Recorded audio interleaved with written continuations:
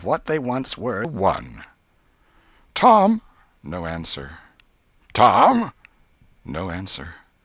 "What's gone with that boy, I wonder? You, Tom!" No answer. The old lady pulled her spectacles down and looked over them about the room. Then she put them up and looked out under them. She seldom or never looked through them, for so small a thing as a boy. They were her state pair, the pride of her heart, and were built for style, not service. She could have seen through a pair of stove-lids just as well. She looked perplexed for a moment, and then said, not fiercely, but still loud enough for the furniture to hear, "Well, I lay if I get hold of you, I'll—" She did not finish, for by this time she was bending down and punching under the bed with a broom, and so she needed breath to punctuate the punches with. She resurrected nothing but the cat. "I never see the beat of that boy."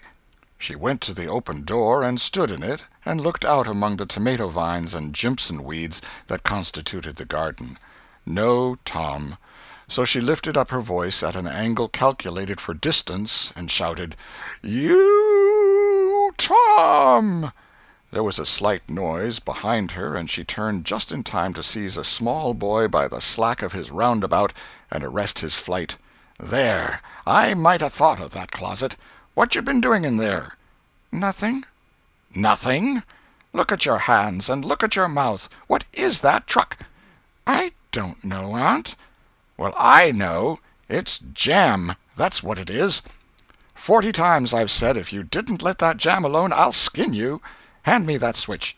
The switch hovered in the air. The peril was desperate. "My, look behind you, Aunt!" The old lady whirled round and snatched her skirts out of danger. The lad fled on the instant, scrambled up the high board fence, and disappeared over it.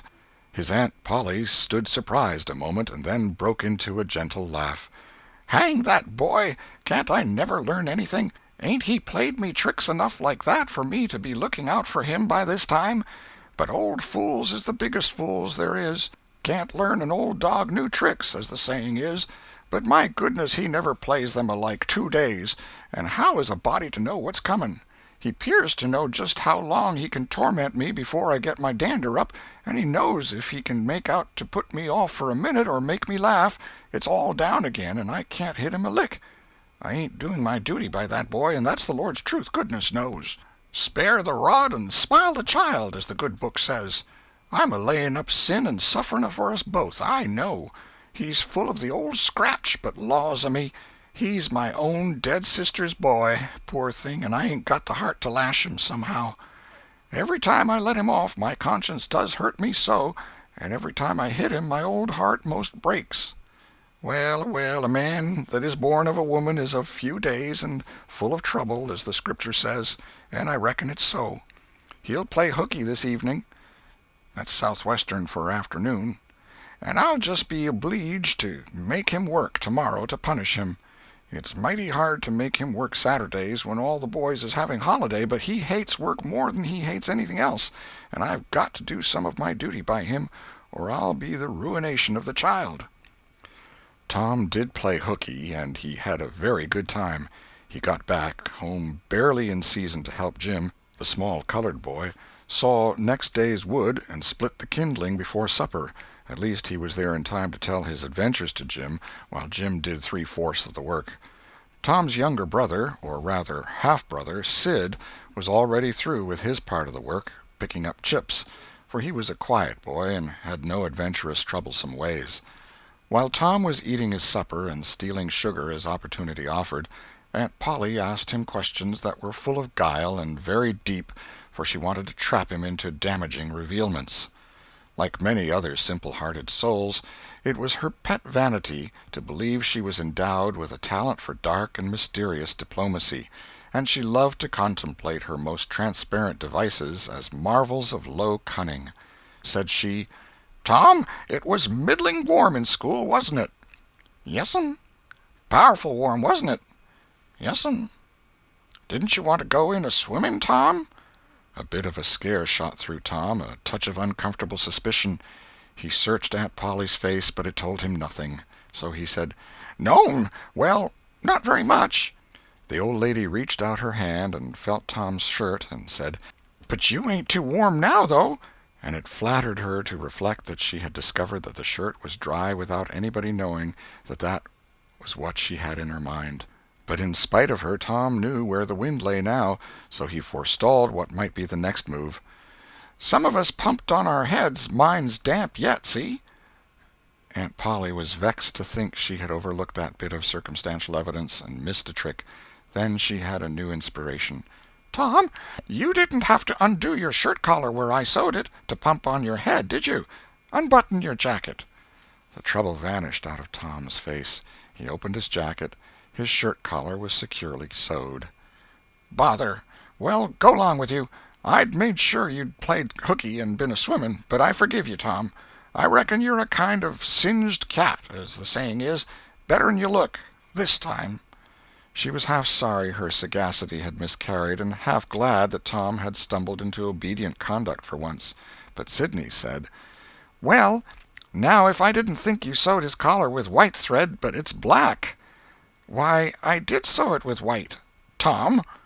But Tom did not wait for the rest. As he went out the door, he said, "Siddy, I'll lick you for that." In a safe place Tom examined 2 large needles, which were thrust into the lapels of his jacket, and had thread bound about them. One needle carried white thread, and the other black. He said, "She'd never noticed if it hadn't been for Sid. Confound it! Sometimes she sews it with white, and sometimes she sews it with black. I wish to Jiminy she'd stick to one or t'other. I can't keep the run of 'em. But I bet I'll learn Sid for that. I'll learn him." He was not the model boy of the village. He knew the model boy very well, though, and loathed him. Within 2 minutes, or even less, he had forgotten all his troubles. Not because his troubles were one whit less heavy and bitter to him than a man's are to a man, but because a new and powerful interest bore them down and drove them out of his mind for the time, just as men's misfortunes are forgotten in the excitement of new enterprises. This new interest was a valued novelty in whistling, which he had just acquired from a negro, and he was suffering to practice it undisturbed.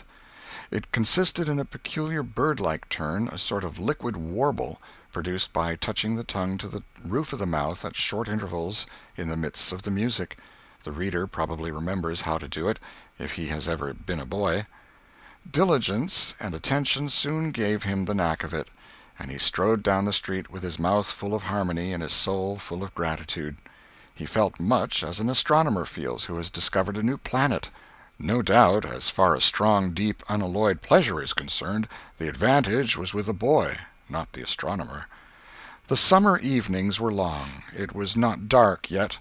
Presently Tom checked his whistle. A stranger was before him, a boy a shade larger than himself. A newcomer of any age or either sex was an impressive curiosity in the poor little shabby village of St. Petersburg. This boy was well dressed, too, well dressed on a weekday. This was simply astounding. His cap was a dainty thing, his close-buttoned blue cloth roundabout was new and natty, and so were his pantaloons. He had shoes on, and it was only Friday. He even wore a necktie, a bright bit of ribbon. He had a citified air about him that ate into Tom's vitals. The more Tom stared at the splendid marvel, the higher he turned up his nose at his finery, and the shabbier and shabbier his own outfit seemed to him to grow. Neither boy spoke. If one moved, the other moved, but only sidewise, in a circle. They kept face to face and eye to eye all the time. Finally Tom said, "I can lick you." "I'd like to see you try it." "Well, I can do it." "No, you can't either." "Yes, I can." "No, you can't." "I can." "You can't." Can't." An uncomfortable pause. Then Tom said, "What's your name?" "'Tisn't any of your business, maybe." "Well, I 'low I'll make it my business." "Well, why don't you?" "If you say much, I will." "Much, much, much. There now." "Oh, you think you're mighty smart, don't you? I could lick you with one hand tied behind me if I wanted to." "Well, why don't you do it? You say you can do it." "Well, I will, if you fool with me." "Oh, yes, I've seen whole families in the same fix." "Smarty, you think you're some, now, don't you? Oh, what a hat!" "You can lump that hat if you don't like it. I dare you to knock it off, and anybody that'll take a dare will suck eggs." "You're a liar." "You're another." "You're a fighting liar and doesn't take it up." "Ah, take a walk. Say, if you give me much more of your sass, I'll take and bounce a rock off'n your head." "Oh, of course you will." "Well, I will." "Well, why don't you do it, then? Why do you keep saying you will, for? Why don't you do it? It's because you're afraid." "I ain't afraid." "You are." "I ain't." "You are." Another pause, and more eyeing and sidling around each other. Presently they were shoulder to shoulder. Tom said: "Get away from me." "Go away yourself." "I won't." "Well, I won't either." So they stood, each with a foot placed at an angle as a brace, and both shoving with might and main and glowering at each other with hate. But neither could get an advantage. After struggling till both were hot and flushed, each relaxed his strain with watchful caution, and Tom said: "You're a coward and a pup. I'll tell my big brother on you, and he can thrash you with his little finger, and I'll make him do it, too." "What do I care for your big brother? I've got a brother that's bigger than he is, and what's more, he can throw him over that fence, too." Both brothers were imaginary. "That's a lie." "Your saying so doesn't make it so." Tom drew a line in the dust with his big toe and said: "I dare you to step over that, and I'll lick you till you can't stand up. Anybody that'll take a dare will steal sheep." The new boy stepped over promptly and said: "Now you said you'd do it. Now let's see you do it." "Don't you crowd me, now. You better look out." "Well, you said you'd do it. Why don't you do it?" "By jingo, for 2 cents I will do it." The new boy took 2 broad coppers out of his pocket and held them out with derision. Tom struck them to the ground. In an instant both boys were rolling and tumbling in the dirt, gripped together like cats, and for the space of a minute they tugged and tore at each other's hair and clothes, punched and scratched each other's noses, and covered themselves with dust and glory. Presently the confusion took form, and through the fog of battle Tom appeared, seated astride the new boy, and pounding him with his fists. "Holler 'nuff," said he. The boy only struggled to free himself. He was crying, mainly from rage. "Holler 'nuff," and the pounding went on. At last the stranger got out a smothered "'Nuff," and Tom let him up and said: "Now that'll learn you. Better look out who you're fooling with next time." The new boy went off brushing the dust from his clothes, sobbing, snuffling, and occasionally looking back and shaking his head and threatening what he would do to Tom the next time he caught him out. To which Tom responded with jeers and started off in a high feather, and as soon as his back was turned the new boy snatched up a stone, threw it, and hit him between the shoulders, and then turned tail and ran like an antelope. Tom chased the traitor home, and thus found out where he lived. He then held a position at the gate for some time, daring the enemy to come outside, but the enemy only made faces at him through the window and declined. At last the enemy's mother appeared, and called Tom a bad, vicious, vulgar child, and ordered him away. So he went away, but he said he 'lowed to lay for that boy. He got home pretty late that night, and when he climbed cautiously in at the window he uncovered an ambuscade in the person of his aunt. And when she saw the state his clothes were in, her resolution to turn his Saturday holiday into captivity at hard labor became adamantine in its firmness. Chapter 2. The Glorious Whitewasher. Saturday morning was come, and all the summer world was bright and fresh and brimming with life. There was a song in every heart, and if the heart was young, the music issued at the lips. There was cheer in every face, and a spring in every step. The locust trees were in bloom, and the fragrance of the blossoms filled the air. Cardiff Hill, beyond the village and above it, was green with vegetation, and it lay just far enough away to seem a delectable land, dreamy, reposeful, and inviting.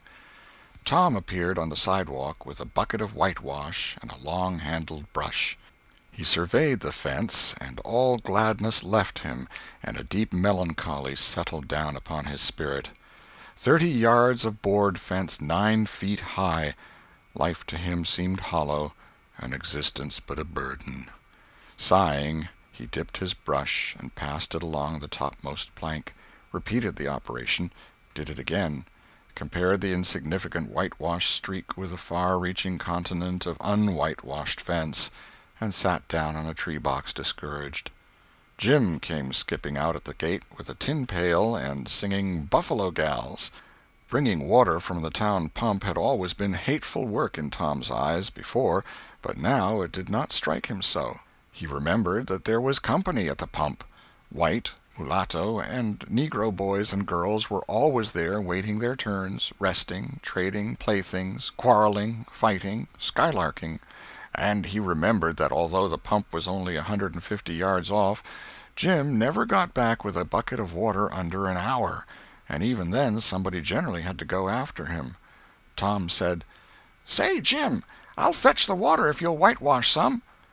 Jim shook his head and said, "Can't, Mars Tom. Old missus, she told me I got to go and get dis water and stop fooling around with anybody. She say she 'spect Mars Tom gwine to ax me to whitewash, and so she told me to go 'long and tend to my own business. She 'lowed she'd tend to whitewashing." "Oh, never mind what she said, Jim. That's the way she always talks. Gimme the bucket. I won't be gone only a minute. She won't ever know." "Oh, I dasn't, Mars Tom. Ole missus she'd take and tar de head off'n me. 'Deed she would." She never licks anybody. Whacks 'em over the head with her thimble, and who cares for that, I'd like to know. She talks awful, but talk don't hurt. Anyways, it don't if she don't cry. Jim, I'll give you a marvel. I'll give you a white alley." Jim began to waver. "White alley, Jim, and it's a bully taw." "My, that's a mighty gay marvel, I tell you. But, Mars Tom, I's powerful 'fraid of ole missus. And besides, if you will, I'll show you my sore toe." Jim was only human. This attraction was too much for him. He put down his pail, took the white alley, and bent over the toe with absorbing interest while the bandage was being unwound.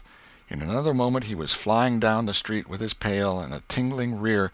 Tom was whitewashing with vigor, and Aunt Polly was retiring from the field with a slipper in her hand and triumph in her eye. But Tom's energy did not last. He began to think of the fun he had planned for this day, and his sorrows multiplied. Soon the free boys would come tripping along on all sorts of delicious expeditions, and they would make a world of fun of him for having to work. The very thought of it burnt him like fire. He got out his worldly wealth and examined it. Bits of toys, marbles, and trash. Enough to buy an exchange of work, maybe, but not half enough to buy so much as half an hour of pure freedom. So he returned his straitened means to his pocket and gave up the idea of trying to buy the boys. At this dark and hopeless moment an inspiration burst upon him, nothing less than a great, magnificent inspiration. He took up his brush and went tranquilly to work.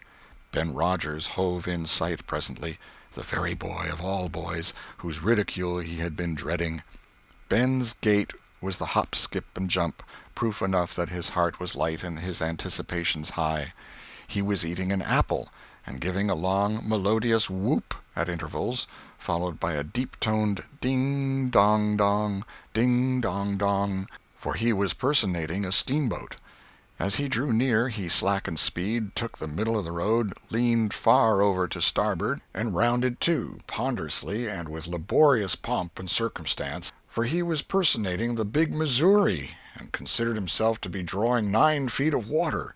He was boat and captain and engine bells combined, so he had to imagine himself standing on his own hurricane deck giving the orders and executing them. "Stop her, sir! Ting-a-ling-ling!" The headway ran almost out, and he drew up slowly towards the sidewalk. "Ship up to back! Ting-a-ling-ling!" His arms straightened and stiffened down his sides. "Set her back on the starboard! Ting-a-ling-a-ling! Chow! Chow! Chow! Chow!" His right hand, meantime, described stately circles, for it was representing a 40-foot wheel. "Let her go back on the larboard! Ting-a-ling-a-ling! Chow! Chow! Chow!" The left hand began to describe circles. "Stop the starboard! Ting-a-ling-ling! Stop the larboard! Come ahead on the starboard! Stop her! Let her outside, turn her over slow! Ting-a-ling! Chow! Chow! Chow! Get out that headline! Lively now! Come out of there with your spring line! What are you about there? Take up a turn in that stump with the bright of it! Stand by that stage! Now let her go! Done with the engine, sir! Ting-a-ling-ling! Sht! Sht! Sht!" Trying the gauge-cocks, Tom went on whitewashing, paid no attention to the steamboat. Ben stared a moment and then said, "Hi-yi! You're up a stump, ain't you?" No answer. Tom surveyed his last touch with the eye of an artist. Then he gave his brush another gentle sweep and surveyed the result as before. Ben ranged up alongside of him. Tom's mouth watered for the apple, but he stuck to his work.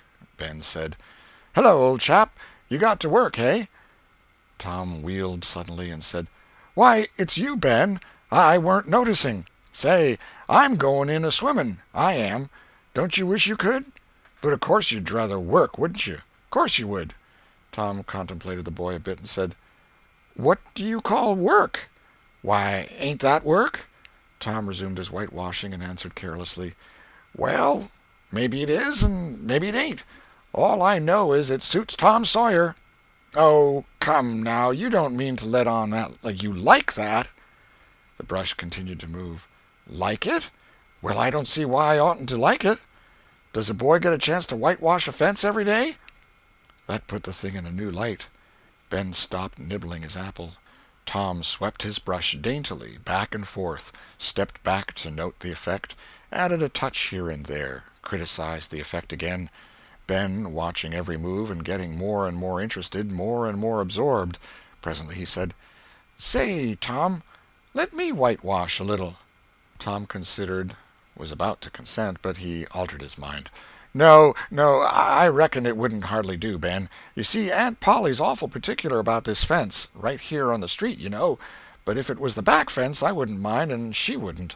Yes, she's awful particular about this fence. It's got to be done very careful. I reckon there ain't one boy in 1,000, maybe 2,000, that can do it the way it's got to be done." "No, is that so? Oh, come now, let me just try. Only just a little. I'd let you if you was me, Tom." "Ben, I'd like to, honest Injun, but Aunt Polly, well, Jim wanted to do it, but she wouldn't let him. Sid wanted to do it, and she wouldn't let Sid. Now, don't you see how I'm fixed? If you was to tackle this fence and anything was to happen to it, oh, shucks, I'll be just as careful. Now let me try. Say, I'll give you the core of my apple." "Well, here. No, no, Ben, no, now don't. I'm afeard. I'll give you all of it." Tom gave up the brush with reluctance in his face, but alacrity in his heart, and while the late steamer Big Missouri worked and sweated in the sun, the retired artist sat on a barrel in the shade close by, dangled his legs, munched his apple, and planned the slaughter of more innocents. There was no lack of material. Boys happened along every little while. They came to jeer, but remained to whitewash. By the time Ben was fagged out, Tom had traded the next chance to Billy Fisher for a kite in good repair, and when he played out, Johnny Miller brought in for a dead rat and a string to swing it with, and so on, hour after hour.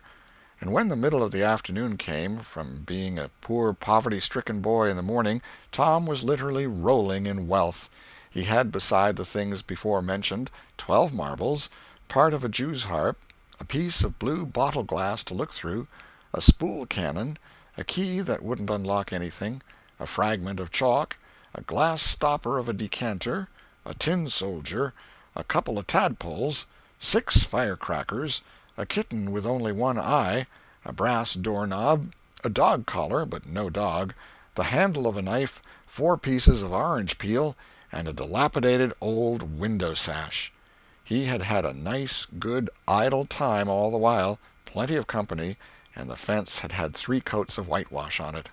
If he hadn't run out of whitewash, he would have bankrupted every boy in the village. Tom said to himself that it was not such a hollow world after all.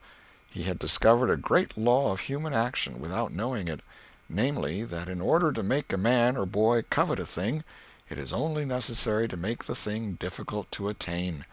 If he had been a great and wise philosopher, like the writer of this book, he would now have comprehended that work consists of whatever a body is obliged to do, and that play consists of whatever a body is not obliged to do. And this would help him to understand why constructing artificial flowers or performing on a treadmill is work, while rolling 10-pins or climbing Mont Blanc is only amusement. There are wealthy gentlemen in England who drive 4-horse passenger coaches 20 or 30 miles on a daily line in the summer because the privilege costs them considerable money. But if they were offered wages for the service, That would turn it into work, and then they would resign. The boy mused a while over the substantial change which had taken place in his worldly circumstances, and then wended toward headquarters to report. The end of Chapter 2.